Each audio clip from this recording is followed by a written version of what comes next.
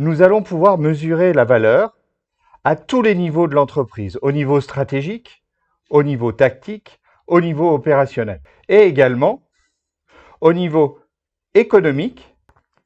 Deuxième axe, stratégique, tactique.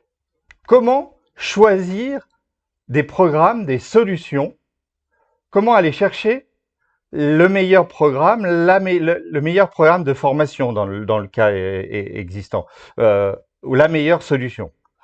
C'est ça la tactique, et on va proposer des solutions et comparer ces solutions ou ces projets par la valeur. Parce que des projets, ce sont des solutions qui permettent de répondre aux attentes stratégiques. Alors, deux axes ici. On va premièrement mesurer l'intérêt des besoins, qu'on appellerait les Business Value Index, et, tiens, intéressant, mesurer l'impact. Vous vous rappelez, dans ma présentation de l'équation, on devait s'assurer de l'impact, est-ce qu'il y a l'impact positif ou les impacts négatifs. Ben, on va essayer de mesurer l'impact des solutions qu'on propose, ce qu'on appellera l'Impact Value Index. Regardons les outils que notre approche vous propose. Par rapport aux besoins, et mesurer et valoriser les besoins, comme vous le voyez ici, ils sont ici, ces besoins, ils sont représentés sous forme d'ANA. On vous propose trois manières d'aborder cette mesure. La première, c'est l'importance des besoins. Alors, certains le connaissent, hein, c'est MOSCO, Must, Should, Could, Want. Et ici, on va s'en servir plutôt pour connaître l'importance par rapport aux parties prenantes internes à l'entreprise. Et puis, par rapport à l'attrait du besoin, est-ce que ce besoin a un vrai attrait ou est-ce qu'il est seulement nécessaire ou quelquefois on se demande à quoi va servir ce besoin?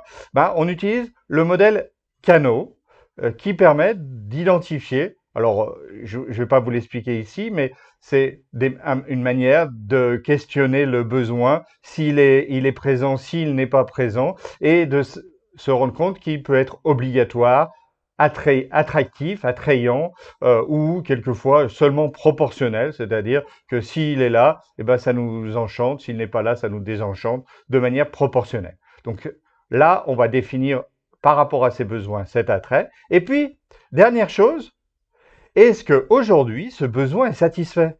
Parce que quelquefois, ce besoin, il est peut-être nouveau, donc il n'est pas du tout satisfait, mais quelquefois, ça peut être un besoin qui est mal satisfait ou peut-être très bien satisfait. Et en fonction de ça, bah, on ne va pas mettre la même énergie à trouver des solutions si ce besoin est déjà entièrement satisfait.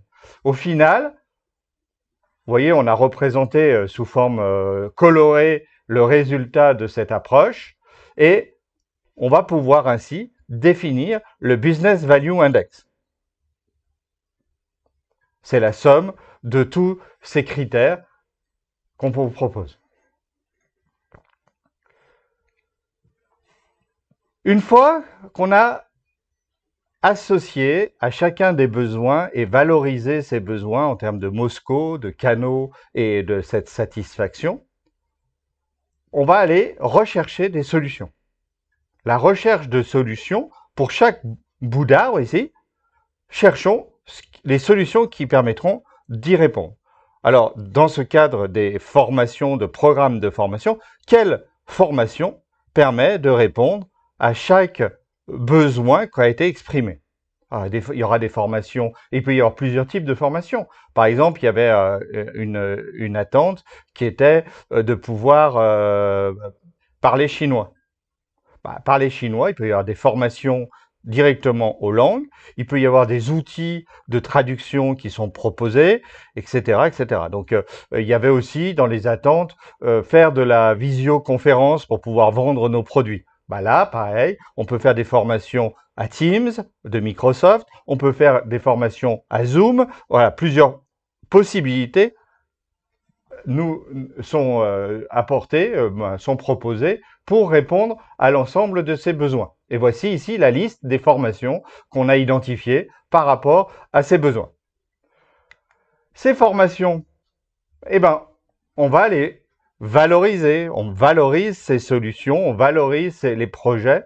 Et comment on le fait? Déjà, on va définir, donner un coût. Alors là, on reprend ce que nous propose Lucie avec le Life Cycle Cost. Et puis, chacune de ces formations, on va les évaluer en fonction de leur acceptabilité, durabilité et faisabilité. C'est-à-dire que c'est l'impact dont je vous parlais, la IVI, Impact Value Index, au niveau social, technique, faisable, et environnemental, durable.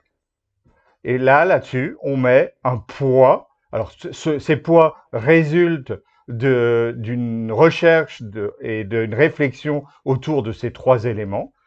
Donc, si c'est de la durabilité, on va regarder avec des études, pourquoi pas d'analyse de cycle de vie ou autre, de consommation carbone, une valeur qui nous semble soutenable ou pas soutenable.